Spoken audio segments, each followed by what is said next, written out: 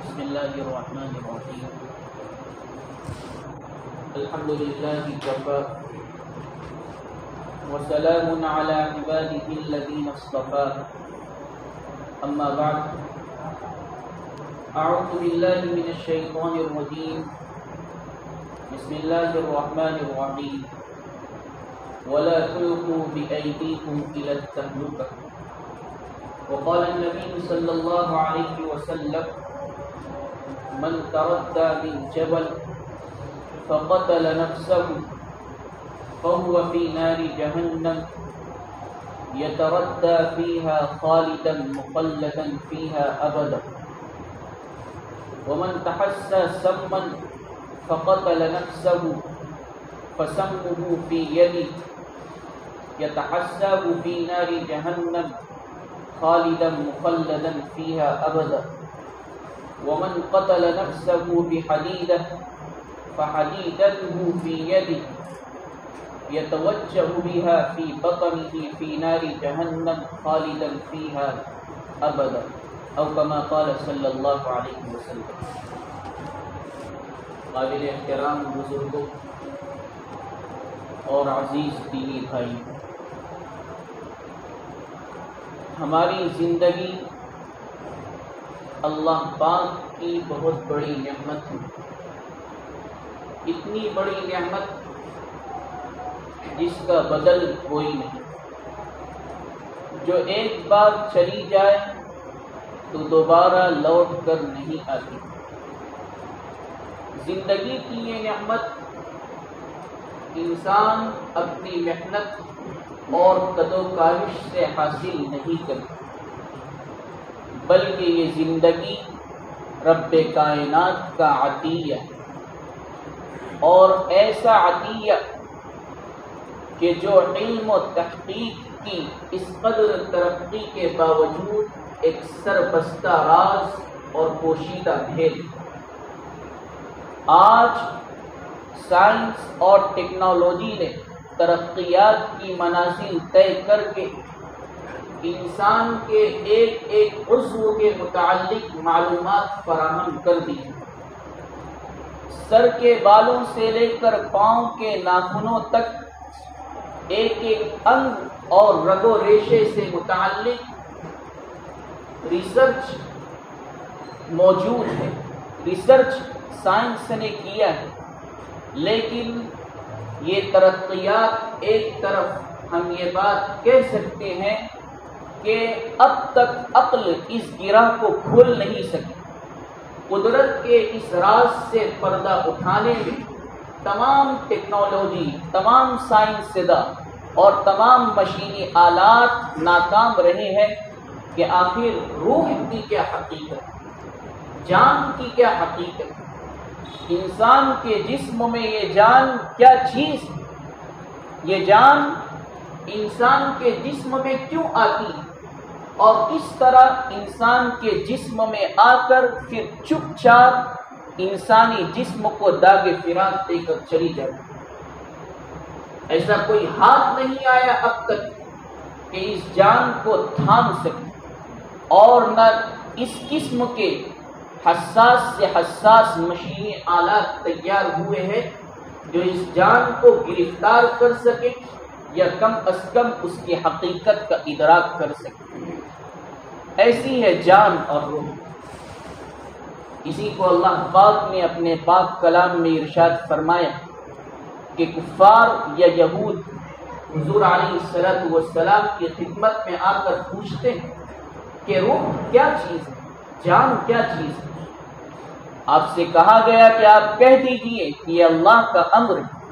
ایک مرتبہ ہمارے آقا حضرت صلی اللہ علیہ وسلم مدینہ منورہ کے غیر آباد علاقے میں گشت کر رہے تھے، چل پھر رہے تھے، ساتھ میں حضرت عبداللہ ابن عباس حضرت عبداللہ ابن مسعود رضی اللہ تعالی عنہ۔ حضور کے ہاتھ میں ایک لکڑی تھی، وہاں یہودیوں کا ایک گروہ کھڑا تھا، ایک جماعت کھڑی۔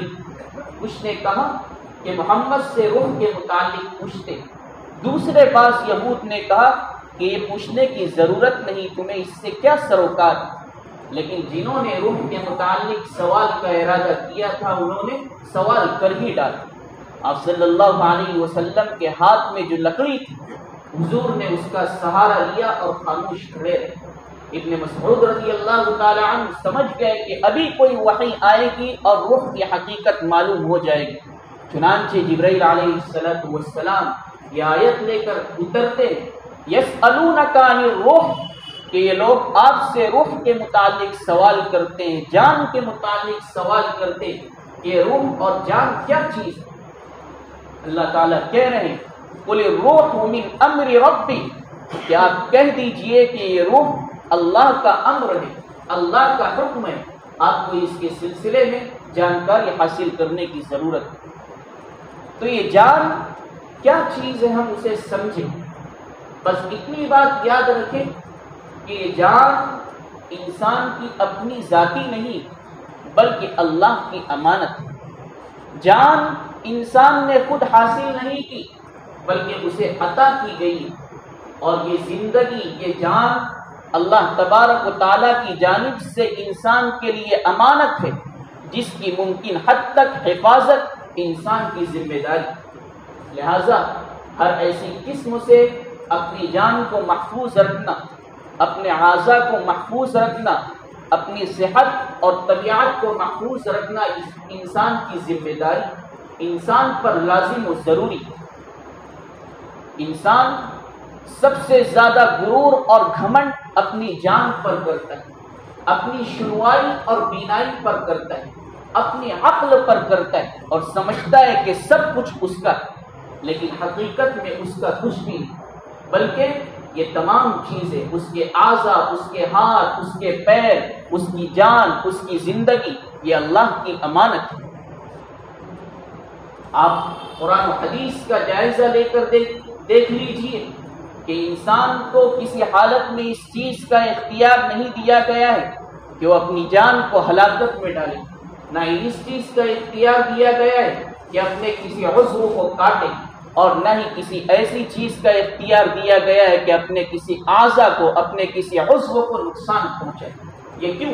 اس لیے کہ یہ تمام اعضا، انسان کا جسم، یہ اللہ کی امانت ہے، اور اگر کوئی شخص اپنی جان کو ہلاک کر دیتا ہے، خودکشی کرتا ہے، تو یہ خودکشی ناقابل جرم قرار دیا گیا، ناقابل معافی جرم قرار دیا گیا۔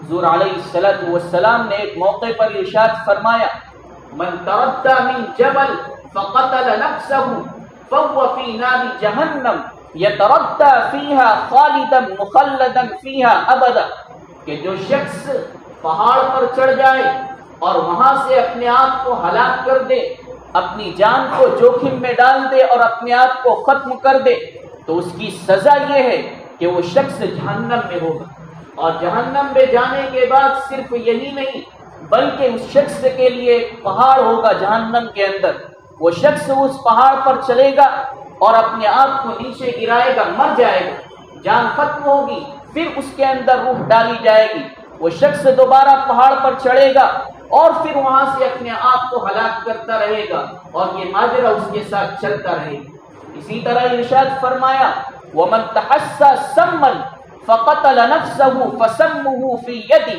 يَتَحَسَّاهُ فِي نَارِ جَهَنَّمَ خَالِدًا مُخَلَّدًا فِيهَا أَبَدًا، کہ جو شخص زہر کھا کر اپنے آپ کو ہلاک کرے گا، جب آدمی زہر کھاتا ہے تو کس طرح تڑپ تڑپ کر مرتا ہے اور اپنے آپ کو ہلاک کر دیتا ہے، دنیا میں تکلیف اٹھا کر مرا ہے، آخرت میں اس کے لیے کیا عذاب ہے۔ اللہ تعالیٰ حضور علیہ السلام کی زبانی فرما رہے کہ حضور صلی اللہ علیہ وسلم نے فرمایا کہ یہ شخص جہنم میں جائے گا، اور جہنم میں جانے کے بعد بس یہی نہیں بلکہ جہنم میں اس کے لیے زہر تیار کیا جائے گا، وہ زہر کو کھائے گا، تڑپے گا، تڑپ تڑپ کر مر جائے گا، پھر اس کے اندر جان کو ڈالا جائے گا اور زہر دیا جائے گا، وہ شخص کھائے گا اور اس طرح بار بار کرتا رہے گا۔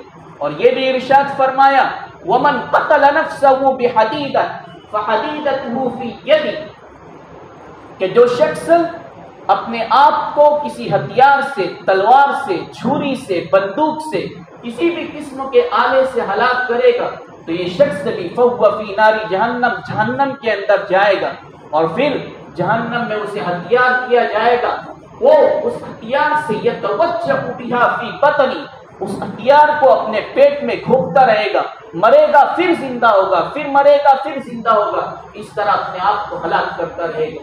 اور جس شخص نے اپنے آپ کو گلا گھونٹ کر ہلاک کیا تو اس کے ساتھ یہی برتاؤ کیا جائے گا۔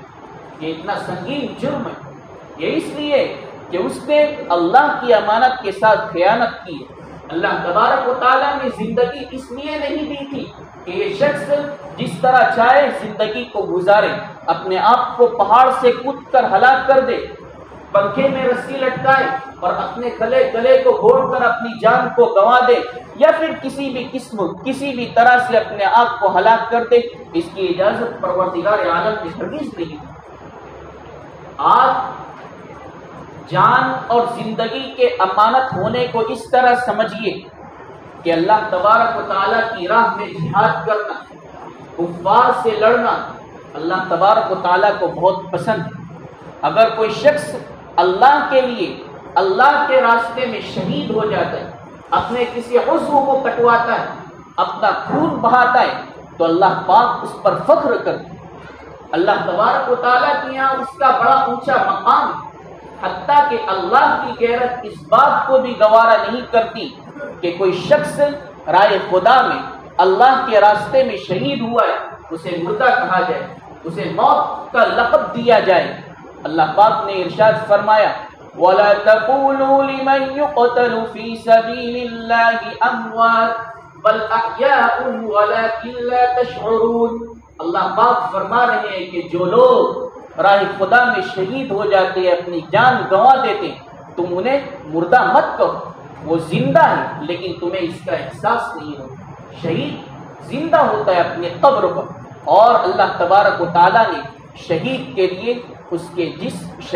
لیے اس بات کو اللہ تبارک و تعالیٰ نے بطور انعام کے دے دیا ہے کہ قبر شہید کی مٹی کو نہیں، قبر شہید کے جسم کو کھاتی نہیں۔ ابھی کچھ دنوں پہلے ہی شام میں یہ واقعہ پیش آیا کہ وہاں پر ایک صحابی رسول کی قبر تھی۔ دشمنوں نے، شیعوں نے یہ چاہا کہ صحابی رسول کے ساتھ، قبر کے ساتھ، ان کی نعش کے ساتھ بدسلوکی کی جائے، چنانچہ قبر کو کھودا گیا۔ جب قبر کو کھودا گیا تو دیکھ کر یہ نصارہ بڑا حیرت اور تعجب ہوا کہ صحابی رسول کی شکل و صورت بالکل صاف شفاف تھی، ان کا جسم، پیر، ہاتھ، ہر عضو ان کا صحیح سلامت تھا۔ آپ اندازہ لگائیے کہ صحابی کون ہے؟ حضور علیہ السلام کی جنہوں نے زیارت کی، آقا صلی اللہ علیہ وسلم کو اس دنیا سے جائے ہوئے 1400 سال سے زائد عرصہ گزر گیا، وہ صحابی بھی اسی وقت وفات پائے ہوں گے، تو 1400 سال سے لے کر آج تک ان کی نعش صحیح سلامت۔ یہ صحابی شہیدوں کی نعش کو قبر تک نہیں کھاتی۔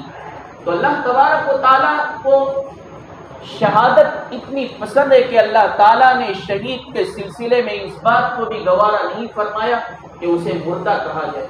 لیکن دوسری طرف وہ شخص جو اپنے آپ کو ہلاک کرتا ہے، چھری سے، چکو سے، نشاور چیز سے اپنی جان کو ہلاک کرتا ہے، اس کے لیے اللہ تبارک و تعالیٰ کا اور اسی طرح نبی پاک صلی اللہ علیہ وسلم کا سخت فرمان، حضور علیہ السلام کی حدیث میں نے آپ کے سامنے پڑھی کہ جو شخص پہاڑ سے کود کر اپنے آپ کو ہلاک کرے گا وہ کل جہنم میں بھی اسی طرح پہاڑ سے گرتا رہے گا اور مرتا رہے گا۔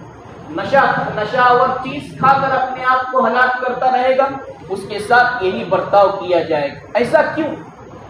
کہ اللہ کی راہ میں شہید ہونا یہ اللہ کے یہاں اونچا مقام رکھتا ہے، لیکن اپنے آپ کو خود سے ہلاک کرنا جرم قرار دیا گیا اور سنگین جرم قرار دیا گیا۔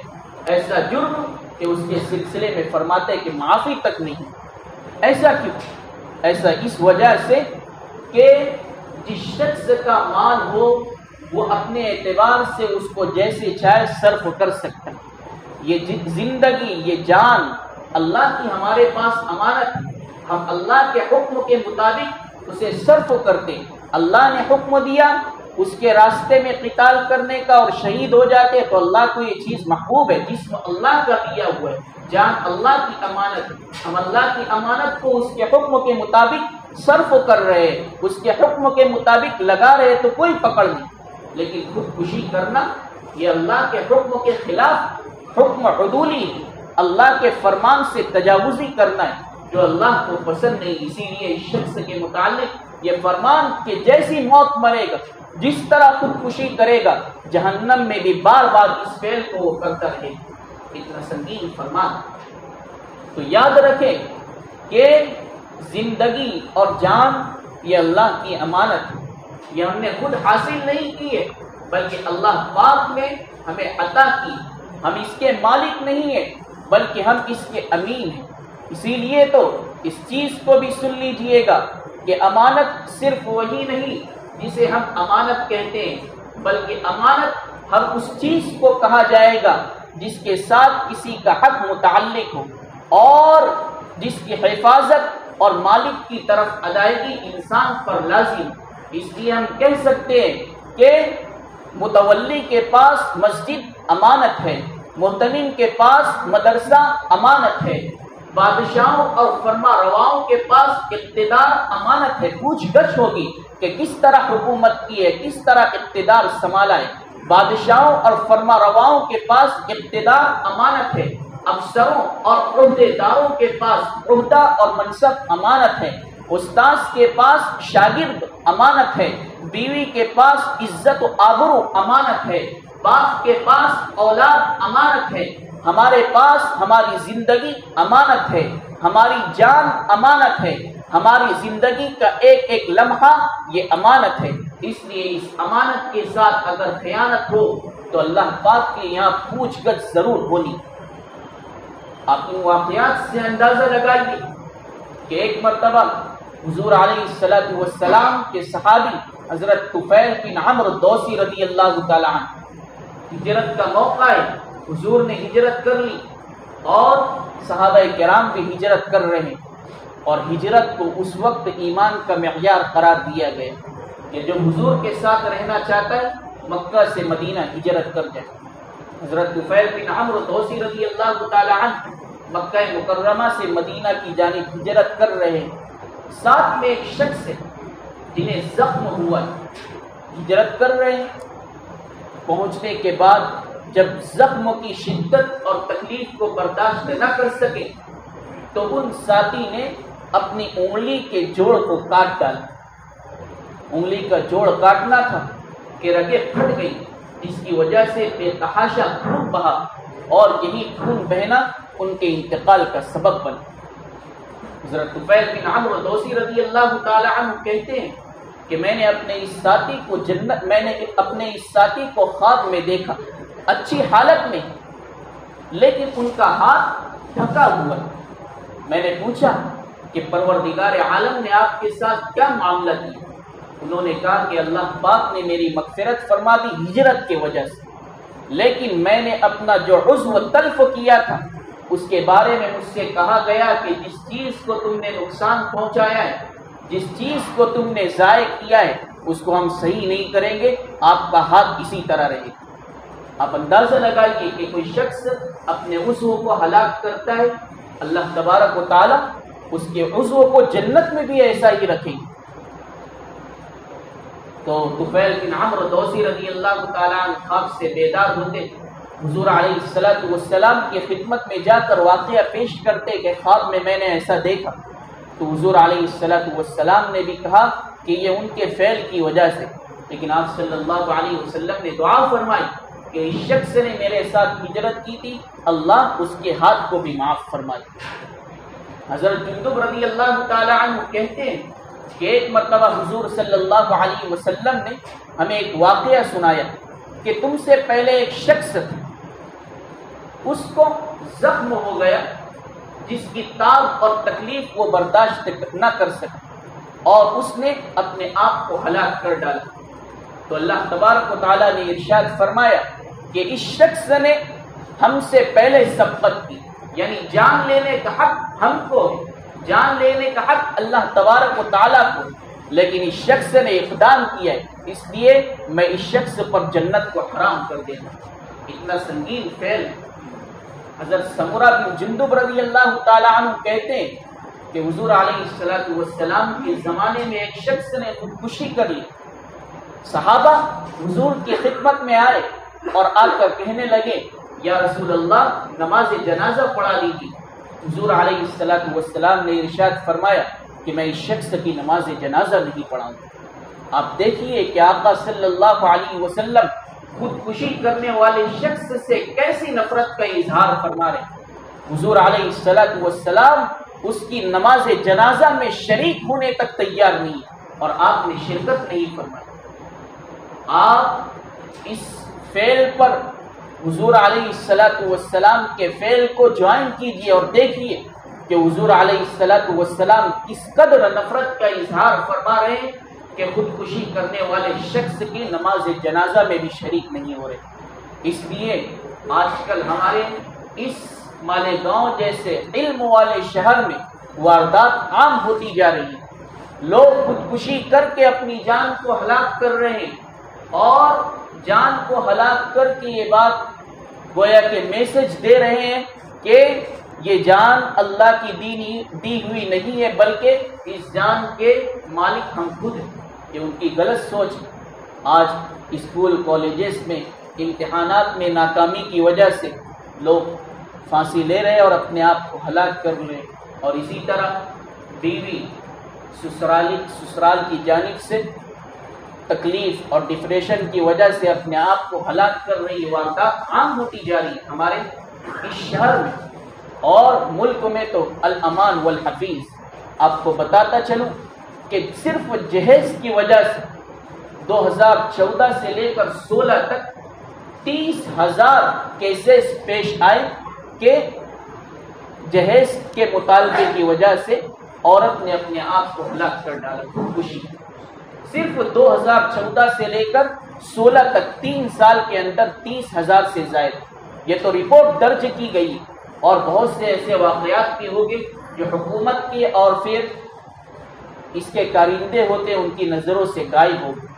آپ دیکھیے، اور جہیز کا مطالبہ مسلمانوں کی جانب سے ہوتا ہے تو مسلمانوں میں صرف یہ واردات ہے 30,000 سے زائد۔ یہ واقعات کیوں پیش آ رہے ہیں؟ اس کی وجہ کیا ہے؟ اس کی بنیادی وجہ ایمان میں کمزوری، ایمان کا نہ ہونا۔ اگر کوئی غیر اس چیز کو کرتا ہے تو سمجھ میں آتا ہے، لیکن مسلمان اس فعل کو انجام دے تو بہت حیرت اور افسوس کی چیز ہے۔ اس لیے کہ اگر ایمان والا شخص خودکشی کرتا ہے تو ہمیں تعجب اور افسوس حیرانی اس وجہ سے ہوتی ہے کہ کس چیز کا ٹینشن لے کر مر رہا ہے، کیا اسے کھانے کا غم ہے؟ اللہ پاک تو کہہ رہے ہیں وَمَا مِن دَابَّةٍ فِي الْأَرْضِ إِلَّا عَلَى اللَّهِ رِزْقُهَا، کہ اللہ تبارک و تعالیٰ نے رہنے والے جانور، ہر قسم کے جانور کا رزق متعین کیا ہے، تو اشرف المخلوقات انسان کو اس کا رزق کیوں کر نہیں مل سکتا؟ انسان کو بھی اپنا رزق ملے گا، وہ بس کوشش کرے۔ اللہ تبارک و تعالیٰ نے حضور علیہ السلام نے اسے کہا کہ محنت کرے، کمائے اور کھائے، خودکشی کرنے کی ضرورت نہیں۔ یہ خودکشی کی واردات بڑھتی ہی جا رہی ہے، اس کی روک تھام کے لیے ہمیں کوئی لائحہ عمل تیار کرنا پڑے گا۔ اور اسی طرح بہت سے ہمارے مسلم نوجوان کتا گولی کھاتے ہیں، نشہ کرتے ہیں، اور نشہ کر کے اپنے جسم کو تکلیف پہنچاتے ہیں۔ حضور علیہ السلام نے ارشاد فرمایا کل مسکر و مفتر حرام، کہ ہر نشہ آور چیز اور جسموں کو کمزور کرنے والی چیز حرام۔ نشہ کرنا، نشہ آور چیز کو استعمال کرنا، یہ بھی ہلکے درجے کی خودکشی۔ میں آپ کو بتاتا چلوں کہ نشہ کرنا یہ ایک میٹھا زہر ہے جو انسان کو اس کی زندگی سے ایک طرف کر کے موت سے قریب کر دیتے ہیں۔ آپ جانتے ہیں کہ نشہ کرنے والے جلد از جلد انتقال کر جاتے، دنیا سے چلے جاتے، کمزور ہو جاتے۔ آپ یہ کہیں گے کہ موت تو اپنے وقت پر آتی ہے، موت کا آنا اٹل ہے، یہ تقدیر کا فیصلہ ہے، لیکن اس چیز کو بھی یاد رکھیں کہ تقدیر دو طرح کی ہوتی ہے۔ ایک ہے تقدیر مبرم، یعنی یہ چیز وقت پر ہوگی، اور دوسری ہے تقدیر معلق، یعنی انسان فلاں کام کرے گا تو اس کے ساتھ یہ ماجرا پیش آئے گا۔ اللہ تبارک و تعالیٰ نے ہمیں اسباب اختیار کرنے کا مکلف بنایا ہے۔ اسباب اختیار کرنا کیا مطلب؟ کہ ہم اپنے جسم کو تکلیف نہیں پہنچائیں گے، جسم اللہ کی امانت ہے، اس کی حفاظت کرنا ہے۔ حضور علیہ السلام نے توکل اور اللہ پر بھروسہ یہ نہیں فرمایا کہ ہم اپنی منمانی زندگی گزاریں، حتیٰ کہ حضور علیہ السلام یہ فرما کر گئے کہ پہلے آپ اپنے گھوڑے کو، اپنے جانور کو کسی چیز میں باندھیں، اس کے بعد اللہ پر بھروسہ کریں۔ یہ نہیں کہ آپ اپنے جانور کو یوں ہی چھوڑ دیں کہ مجھے تو اللہ کی ذات پر بھروسہ ہے، اللہ چاہیں گے تو یہ بھاگے گا، نہیں تو نہیں بھاگے گا۔ یہ بھروسے کا اور توکل کا درس نہیں ہے، بلکہ توکل کا درس اس میں ہے کہ آپ اپنی چیز کی حفاظت کریں، اس کے بعد اللہ پر بھروسہ کریں۔ آپ نے اپنے گھر میں جائیداد رکھی ہے، مال و دولت رکھی ہے، تو توکل یہ نہیں ہے کہ آپ اپنے گھر کو یوں ہی چھوڑ کر چلے جائیں، بلکہ توکل اور اللہ پر بھروسہ یہ ہے کہ آپ اپنے گھر میں لاک لگا کر جائیں۔ یہ اللہ کی ذات پر بھروسہ ہے۔ آپ اس واقعے سے اندازہ لگائیے کہ شیطان ابلیس ایک مرتبہ حضرت عیسیٰ علیہ السلام کے پاس آتا ہے اور آ کر کہتا ہے کہ تم تو یہ کہتے ہو کہ ہر چیز کو کرنے والا اللہ ہے، اور اللہ تعالیٰ نے جس چیز کو لکھا ہے وہی ہوگی، اس کے علاوہ کچھ نہیں ہوگی۔ عیسیٰ علیہ السلام نے کہا ہاں یہی تقدیر ہے اور اسی پر میرا ایمان ہے۔ تو اس نے کہا ٹھیک ہے، اس جگہ پر آپ چڑھیے اور کود جائیے، اگر اللہ نے تمہارے لیے زندگی لکھی ہوگی تو پھر موت کا کوئی سوال ہی نہیں، موت نہیں آئے گی۔ اس موقع پر حضرت عیسیٰ علیہ السلام نے جو جواب ارشاد فرمایا وہ نوٹ کرنے کے قابل ہے، اور وہی میں آپ کو سنانا چاہتا ہوں، اور یہی توکل ہے، یہی تقدیر ہے، اور اسی پر ہمیں ایمان رکھنا ہے۔ عیسیٰ علیہ السلام نے ارشاد فرمایا کہ اللہ کو تو یہ حق پہنچتا ہے کہ بندے کی آزمائش لے، لیکن بندے کو یہ حق ہرگز نہیں پہنچتا ہے کہ وہ خداوند قدوس کی آزمائش اور امتحان لے۔ ہم چھت سے کودتے گویا کہ ہم اللہ کا امتحان لے رہے ہیں، اللہ کی آزمائش لے رہے ہیں، اور اس کا حق ہمیں ہرگز نہیں ہے۔ ہم کتا گولی کھاتے، نشہ کرتے، شراب پیتے اور یہ کہتے ہیں کہ میرا اللہ پر ایمان ہے، اگر اللہ چاہے گا تو مجھے نقصان پہنچے گا، ورنہ کچھ نقصان نہیں پہنچے گا۔ ہم تمباکو کھاتے، نشے والی چیزیں کھاتے جو ہمیں معلوم ہے کہ اس سے کینسر ہوگا، اس سے تکلیف ہوگی، اور پھر کوئی کہے تو ہم کہتے مجھے تو اللہ کی ذات پر بھروسہ ہے، اللہ چاہے گا تو میں بیمار پڑوں گا، کینسر کے مرض میں مبتلا ہوں گا، اگر اللہ نہ چاہے تو کچھ نہیں ہوگا۔ آپ یاد رکھیے کہ یہ آپ کی غلطی ہے، اور غلطی نہیں، سنگین غلطی اور جرم ہے۔